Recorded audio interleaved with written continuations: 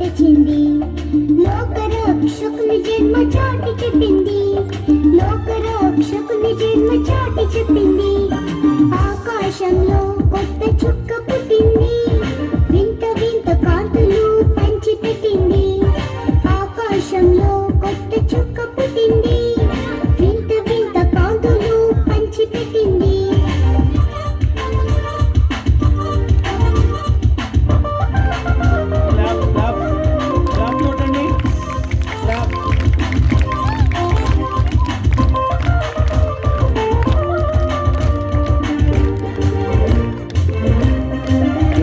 పాట బీట్ ప్రకారం కొట్టండి. జ్ఞానులకు సరి అయిన దారి చూపింది. జ్ఞానులకు సరి అయిన దారి చూపింది. బాలుడైన యేసురాజు చెంత చేసింది. బాలుడైన యేసురాజు చెంత చేసింది. ఆకాశంలో కొత్త చుక్క పుట్టింది. వింత వింత కాంతులు పంచిపెట్టింది. ఆకాశంలో కొత్త చుక్క పుట్టింది.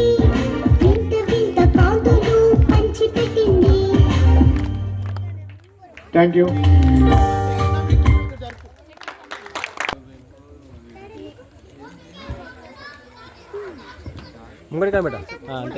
దీన్ని క్లాస్ తీసుకోవటం అనరు. మంచి మాటలు చెప్పి వాళ్ళకున్న రోగం పోయేలా చేస్తాడు.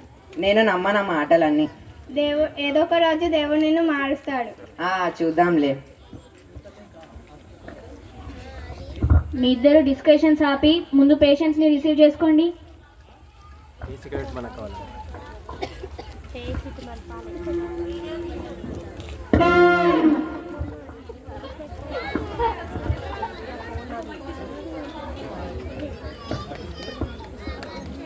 ఫస్ట్ పేషెంట్ రెబికా, పేషెంట్స్ని తీసుకోరా.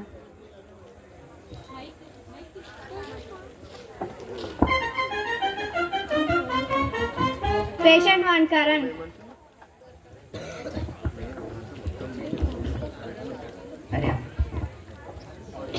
ఇలా అయినా చేసి ఈరోజు డాక్టర్ చెప్పే మంచి మాటలు పేషెంట్ని వినకుండా చేయాలి.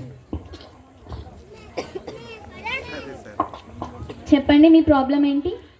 డాక్టర్ గారు, నాకు చిరాకుగా ఉంటుంది. ఎవరితో మాట్లాడాలని ఉండదు, ఎవరికి ఏది ఇవ్వాలని ఉండదు, నెమ్మది లేదు. ఎవరైనా మంచిగా ఉంటే తట్టుకోలేను డాక్టర్ గారు. దీన్నే స్వార్థం అంటారు. మనం ఎప్పుడూ అలా ఉండకూడదు. మన దేవుడు ప్రేమ స్వరూపి. మనం ఎప్పుడూ ఆయన ప్రేమ కలిగి ఉండాలి. బైబిల్లో ఒక మాట ఉంది, నిన్ను వల్లే నీ పొరుగు వారిని ప్రేమించాలని. నువ్వు దేవునికి ప్రేయర్ చేసుకో, దేవుడు నీకు నెమ్మదినిస్తాడు. దేవుడు నీకు తప్పకుండా సాయం చేస్తాడు. హ్యాపీగా వెళ్ళు.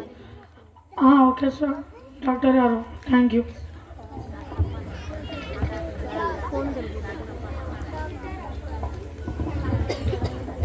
లీనా రావాలి.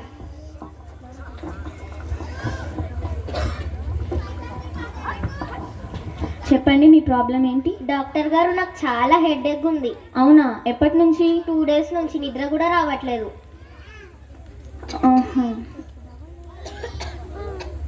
మా ఫ్రెండ్ కాస్ట్లీ డ్రెస్ తీసుకొచ్చింది. దాన్ని చూసినప్పటి నుంచి చాలా హెడేక్ ఉంది. అవునా, ఇది చాలా తప్పు కదా. ఏమో డాక్టర్ గారు, నాకు చాలా హెడేక్ ఉంది. రిబికా, ఈ పేషెంట్ని చెక్ చేయండి.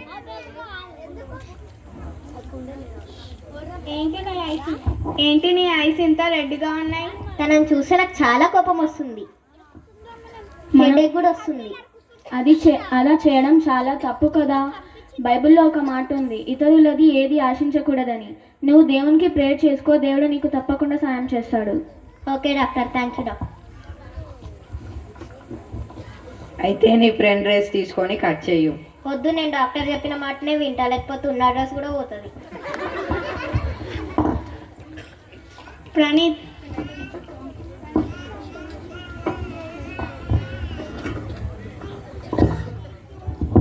చెప్పండి, మీ ప్రాబ్లం. డాక్టర్ గారు, నాకు బాగా నిద్ర వస్తుంది. నిద్ర మంచిదే కదా, అదేం ప్రాబ్లం కాదు. సరే, ఎన్ని అవర్స్ డేలో స్లీప్లో ఉంటావు? ఏం చెప్పమంటారు డాక్టర్ గారు, అసలు బెడ్ మీద నుంచి లేవను. ఎన్ని హార్స్ అయినా పడుకోవాలని ఉంటుంది. నీకున్న రోగం బద్ధకం అంటారు. మనం ఎప్పుడు అలా ఉండకూడదు. మనం దేవుని వారముగా మెలకువ కలిగి ఉండాలి. నువ్వు దేవునికి ప్రేయర్ చేసుకో. దేవుడు నీకు మెలకువ చురుకుగా మెలకువ చేయాలని దేవుడు నీకు సహాయం చేస్తాడు. తప్పకుండా డాక్టర్ గారు, నేను దేవుని సహాయం అడుగుతా. ఏ నిద్ర మంచిదే కదా, హ్యాపీగా పండుకో. అమ్మో, ఆ నిద్ర వల్ల నేను చాలా ప్రాబ్లమ్స్ ఎదుర్కొన్నాను. నేను నీ మాట వినను. అందరూ మారిపోతున్నారు చీ, నా మాట ఎవరు వినటం లేదు. కృప.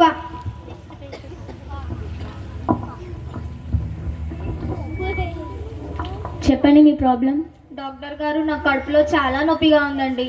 అయ్యో అవునా, ఎప్పటి నుంచి? ఎప్పటి నుంచో ఉందండి, చాలా నొప్పిగా ఉందండి. చెక్ చేయండి. ఆగు, చెక్ చేస్తా. రెబికా, పేషెంట్ని చెక్ చేయి.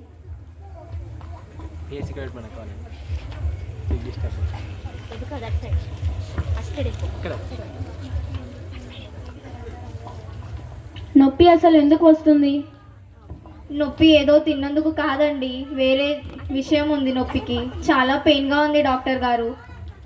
సరే, ఏంటో చెప్పు. నొప్పి ఎందుకు వస్తుందో ఒకటి చెప్పాలా డాక్టర్ గారు? చెప్పండి. మీ విషయాలు వేరే వాళ్ళకి, వేరే వాళ్ళ విషయాలు మీకు చెప్పి గొడవలు పెడితే నా పెయిన్ తగ్గిపోతుంది డాక్టర్ గారు. ఆ క్యాండీ వాళ్ళ ఇంట్లో ఏం జరిగిందో తెలుసా అని చెప్పడానికి వచ్చాను డాక్టర్ గారు. కానీ నా మాట ఎవ్వరూ వినట్లేదు, అందుకే మీ దగ్గరికి వచ్చా. అయితే నాకు చెప్పు, నేను వింటా. నువ్వు సైలెంట్గా ఉండు. నువ్వు ఇది చేసేది చాలా తప్పు. బైబిల్లో ఒక మాట ఉంది, కొండగాడే తిరుగులాడువాడు పరులగుట్టు బయట పెట్టువాడని. మనం ఒకరి విషయాలు ఇంకొకరికి అస్సలు చెప్పకూడదు. అది చాలా తప్పు. అది సాతాన్ చేసే పని. మనం దానికి అవకాశం ఇవ్వకూడదు. నువ్వు దేవునికి ప్రేయర్ చేసుకో, దేవుడి సహాయం చేస్తాడు. సరే డాక్టర్ గారు, జాగ్రత్తగా ఉంటాను. ఎవరి మాటలు ఎవరికి చెప్పను. అన్ని విషయాల్లో నా నోటిని అదుపులో పెట్టుకుంటాను. ప్రేయర్ చేసుకుంటాను డాక్టర్ గారు. ఓకే. Next patient lucky.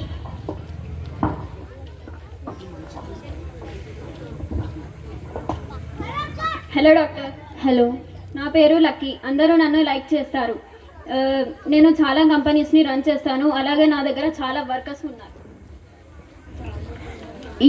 ఇక్కడికి మీరు ఎందుకు వచ్చారు? ఇది హాస్పిటల్. జస్ట్ నేను హెల్త్ చెకప్కి వచ్చాను. అలాగే నేను హెల్త్ గురించి చాలా కేర్ తీసుకుంటాను. ఓకే, చెక్ చేస్తా. మేబీ పేషెంట్ని చెక్ చేయి. డాక్టర్ గారు, మీ హాస్పిటల్ ఓనారేంటా? ఏదైనా అవసరం ఉంటే. హలో, అవునా? నేను అన్నీ కరెక్ట్ విజిట్ చేశానే. డాక్టర్ గారు, నాకు బిజినెస్లో చాలా లాస్ వచ్చిందట. ఎవ్వరు కూడా నాకు రావాలనుకున్న అమౌంట్ కింద రాలేదు. నా ఫ్రెండ్స్ అందరు నన్ను దూరం పెట్టారు. ఎవ్వరు కూడా నాకు హెల్ప్ చేయడానికి రావట్లేదు. ఇప్పుడు నేను ఏం చేయాలి? కంగారు పడకండి, దేవుడు నీకు తప్పకుండా సహాయం చేస్తాడు. అందుకే గొప్పలు చెప్పుకోవద్దు. దేవుడు మెచ్చినవాడే యోగ్యుడే, కానీ తను తాను మెచ్చుకున్నవాడు యోగ్యుడు కాదు. దేవునికి నీకు క్షమాపణ అడుగు. దేవుడు నీకు క్షమాపణ ఇచ్చి మంచిగా చేస్తాడు. మనుషులను నమ్ముకున్నట కంటే దేవుడు ఆశ్రయించడం మేలు అని బైబిల్లో ఉంది కదా. అయితే నువ్వు దేవునికి ప్రేయర్ చేసుకో. దేవుడు నీకు కోల్పోయినదంతా తిరిగిస్తాడు. సరే డాక్టర్, మీరు కూడా ప్రేయర్ చేయండి, నేను కూడా ప్రేయర్ చేస్తాను. ఇప్పటి వరకు నేను మనుషులను నమ్ముకున్నాను కానీ దేవునికి సమయం ఇవ్వలేదు. ఇప్పటి నుంచి నేను జాగ్రత్తగా దేవునితో నడుచుకుంటాను. తప్పకుండా ప్రేయర్ చేస్తాను. Thank you.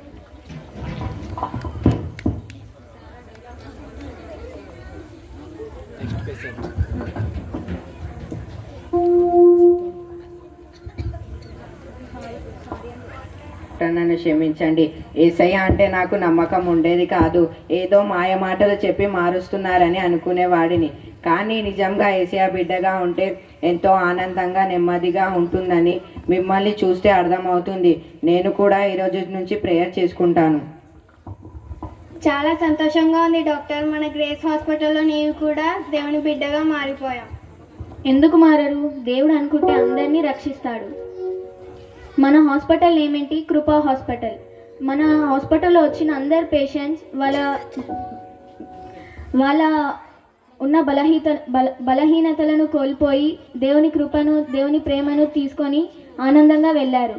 అయితే మనం దేవునికి మహిమ పరచాలంటే మనం దేవుని స్తుతించాలి, ఎప్పుడు ప్రేయర్ చేసుకోవాలి, రోజు బైబిల్ చదువుకోవాలి, ప్రేమగా హెచ్చించాలి, ప్రేమగా పలకరించాలి.